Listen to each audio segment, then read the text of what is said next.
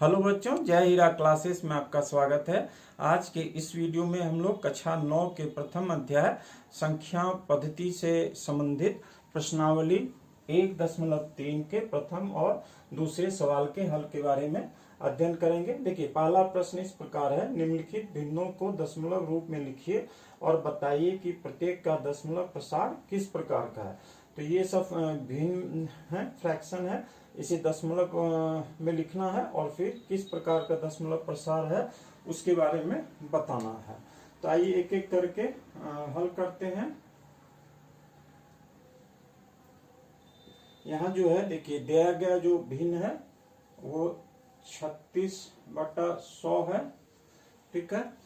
और देखिए, जब इस तरह का भिन्न होता है ना, जिसमें जो हर में 10, 100, 1000 इस प्रकार का होता है, तो इसको दशमलव में रूपांतरित करना आसान होता है। तो देखिए, ये हो जाएगा 36 लिखे पहले और 2 शून्य है, तो इधर से 2 अंक छोड़ के दशमलव देंगे इस तरह से। तो 36/100 का मतलब हुआ दशमलव में 0.36। और ये किस प्रकार का है? शांत दशमलव प्रसार है, मतलब टर्मिनेटिंग डेसिमल एक्सपेंशन है। यह एक शांत दशमलव प्रसार है। अब आइए इसके दूसरे प्रश्न को हल करते हैं। तो देखिए, दूसरा जो प्रश्न है इसमें दिया गया भिन्न 1/11 है, ठीक है। तो 1 को 11 से भाग देते हैं। देखिए, 1 में 11 से भाग नहीं लगेगा, तो हम लोग जो है दशमलव दिए, तो यहाँ एक 0 आया, 0 आया, अभी भी नहीं लगेगा, तो एक 0 दिए, अब यहाँ फिर एक 0 आया। अब जो है देखिए, 11 9 99 शेष 1 आया, इस दशमलव के चलते एक 0, 10 में 11 से भागा नहीं होगा, तो यहाँ एक 0 देंगे, उसके बदले ये 0 आया। फिर देखिए 11 9 99, फिर 1 शेष आया, और इस तरह से जो है देखिएगा 0909 ये इसकी आवृत्ति होते रहेगी। तो 1/11 जो है ये इसका दशमलव में मान जो है वो हो गया 0.0909 इस तरह से। और इसको हम लोग इस प्रकार लिखते हैं 09। देखिए, जितने जो संख्या है ना, अंक की पुनरावृत्ति होती है, उतने के ऊपर हम लोग इस तरह से एक रेखाखंड खींचते हैं। इस हिंदी में यहाँ इसको दंड कहते हैं, इंग्लिश में इसको बार कहते हैं। तो इस प्रकार हुआ, मतलब 1/11 का जो मान है इस तरह लिखा गया 0.00, इस तरह इस पे रेखाखंड खींच दिया। अब ये किस प्रकार का दशमलव प्रसार है? तो यहाँ देखिए शेष 0 नहीं आता है, तो ये अशांत टाइप का दशमलव प्रसार हुआ। और फिर जो है ये आवृत्ति, मतलब जो कुछ अंक हैं उसकी पुनरावृत्ति हो रही है। तो यह एक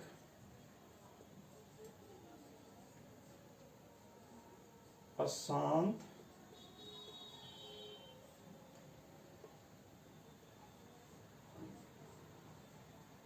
आवर्ती, इसको थोड़ा नीचे करके लिख देते हैं, इसके साथ ये टच हो रहा, आवर्ती दशमलव प्रसार है।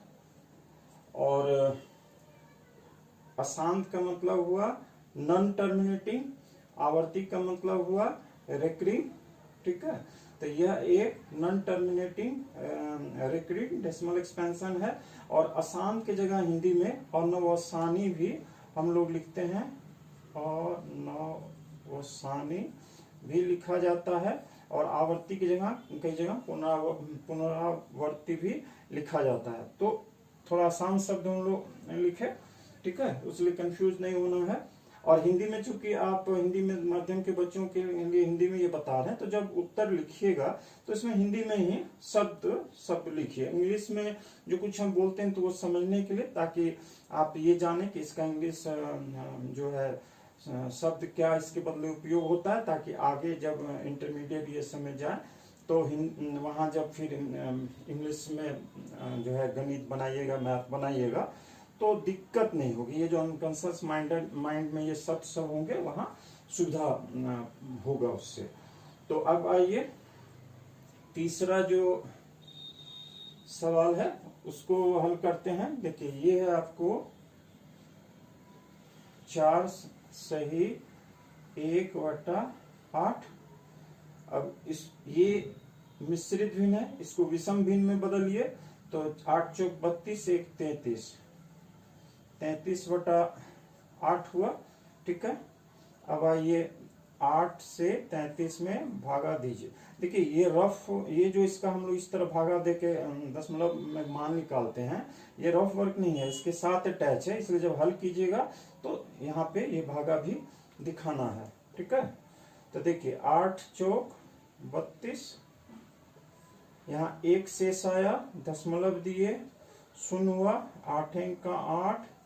देखिए ये 2 शेष आया और दशमलव के चलते यहाँ शून्य हुआ, 8 दूनी 16, 8 दूनी 16। तो यहाँ देखिए ये 4 शेष आया और फिर 1 दशमलव के चलते ये देखिए आपको शून्य आया। तो इस तरह यहाँ जो है 40 हुआ। अब देखिए 8 5 40। ठीक है, ये शेष शून्य हो गया। तो इसका मान कितना आ गया दशमलव में? 4.125। ठीक है, अब ये किस प्रकार का दशमलव प्रसार है? यहाँ देखिए शेष 0 हो गया और कोई अंक जो है आवृत्ति भी नहीं हो रही, तो यह एक शांत दशमलव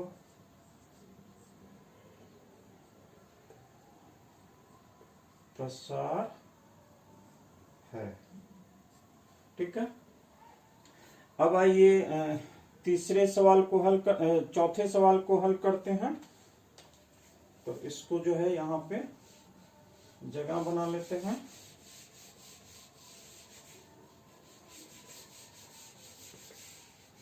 चौथा जो है वो संख्या भिन्न जो है वो है 3/13।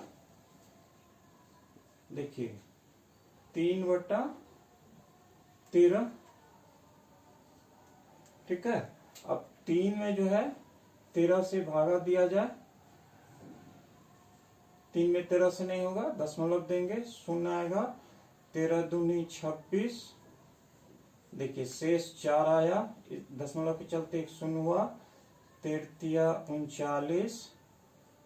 एक शेष आया, इसके चलते शून्य आया, 10 में 13 से भागा नहीं होगा, यहाँ भी शून्य दिए, तो ये देखिए फिर शून्य आया, 100 हो गया। और 63 91, यहाँ देखिए आपको 9 जो है शेष आया। ठीक है, और दशमलव के चलते एक शून्य, 63 78, ये 12 शेष आया। ठीक है, और दशमलव के चलते एक शून्य। अब 13 नामा 117, ये देखिए 3 जो है शेष आया। ठीक है, और दशमलव के चलते एक शून्य, 13 दूनी 26, फिर 4 शेष आया, फिर दशमलव के चलते शून्य, फिर इस तरह से देखिए 13 39, और फिर 1 से मतलब फिर क्या हो रहा, देखिए ये 2 3 और आगे कीजिएगा तो 2 3 0 7 ये सब की आवृत्ति होगी, मतलब यहाँ तक आवृत्ति होगा। ठीक है, तो इसको जो है हम लोग इस प्रकार लिख सकते हैं, 3/13 का मान क्या हो गया? 0.230769। इस तरह इस पे रेखाखंड खींच दीजिए। अब ये कैसा दशमलव प्रसार है? देखिए शेष 0 नहीं आया तो अशांत और पुनरावृत्ति हो रहा, तो यह एक अशांत, यह एक अशांत आवर्ती दशमलव प्रसार है। ठीक है, आइए अब इसके पांचवें जो सवाल है उसको हल करते हैं। तो यहाँ जो है देखिए भिन्न है 2/11। ठीक है, तो 2 में जो है 11 से भागा देंगे, तो देखिए 2 में 11 से नहीं जाएगा, दशमलव देंगे तो यहाँ 0 आएगा। अब देखिए 11 1 11, यह जो है 9 शेष आया, दशमलव के चलते 0 आया। 11 8 88, फिर देखिए 2 शेष आया, दशमलव के चलते 0 आया। फिर 11 11 1 11, फिर देखिए 9 शेष आया, दशमलव के चलते 0, और फिर जो है 11 8 88, फिर 2 आया। तो इस तरह हम लोग क्या देख रहे ना कि 0.18 जो है उसकी पुनरावृत्ति हो रही। ठीक है, तो इसका मान 2/11 का दशमलव में मान क्या हो गया? 0.18, और 1/8 पे इस तरह एक रेखाखंड डाल दिए, चूँकि इसका जो है पुनरावृत्ति हो रहा, और यह किस प्रकार का दशमलव प्रसार है? देखिए शेष देखिए 0 नहीं आता है इसमें। ठीक है ना, तो ये अशांत प्रकार का है, और चूँकि संख्या जो है दशमलव के बाद का कुछ संख्या की पुनरावृत्ति हो रही है। ठीक है ना, तो उसको हम लोग इस प्रकार लिखते हैं, यह एक अशांत आवर्ती दशमलव प्रसार है। अब आइए छठे पार्ट को बनाते हैं। तो यहाँ जो है ये है आपको भिन्न जो दिया गया है 329/400। ठीक है, तो इसको मिटा देते हैं और इधर सवाल बना रहे हैं। तो 329 में हमें 400 से भागा देना है। देखिए दशमलव दिए तो यहाँ एक 0 आया, 8 चौक 32, इस प्रकार। तो 400 है तो 3200 हुआ, और यहाँ देखिए 90 जो है शेष आया, दशमलव के चलते 1 0, 4 दूनी 8, तो 800 हुआ। ठीक है, तो यहाँ देखिए ये 100 शेष आया, और दशमलव के चलते 0। फिर देखिए ये 2 से गुना करेंगे तो 800 होगा। फिर देखिए 200 शेष आया, दशमलव के चलते 0 आएगा, और ये 5 मरतबे फिर गुना करेंगे तो 2000 है, और शेष 0 बच गया। तो 3/29/400 जो है इसका दशमलव में मान हुआ 0.8225, और ये किस प्रकार का दशमलव प्रसार हुआ? ये शांत दशमलव प्रसार है, तो यह एक शांत दशमलव प्रसार है। अब आइए इस दूसरे जो सवाल है प्रश्न उसको हम लोग हल करते हैं। तो देखिए सवाल इस प्रकार है, आप जानते हैं कि 1/7 बराबर 0.142857, और इस पे ये रेखाखंड खींचा गया, मतलब इसकी आवृत्ति हो रही है, पूरा इतने संख्या का, ठीक है, पुनरावृत्ति हो रहा है। तो वास्तव में लंबा भाग दिए बिना क्या आप यह बता सकते हैं कि 2/7, 3/7, 4/7, 5/7 और 6/7 के दशमलव प्रसार क्या है? यदि हाँ तो कैसे? तो देखिए 1/7 का मान पता है, तो इसका भी मान हम लोग बता सकते हैं। तो आइए इसको हल करते हैं। तो सबसे पहले जो पूछा गया वो हम लोग लिख दें कि हाँ हम लोग बता सकते हैं। तो यहाँ लिखते हैं हाँ लंबा भाग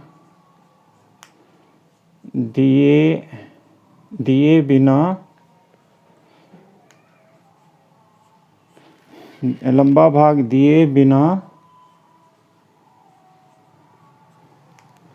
हम दिए गए भिन्नों का मान इस प्रकार निकाल सकते हैं।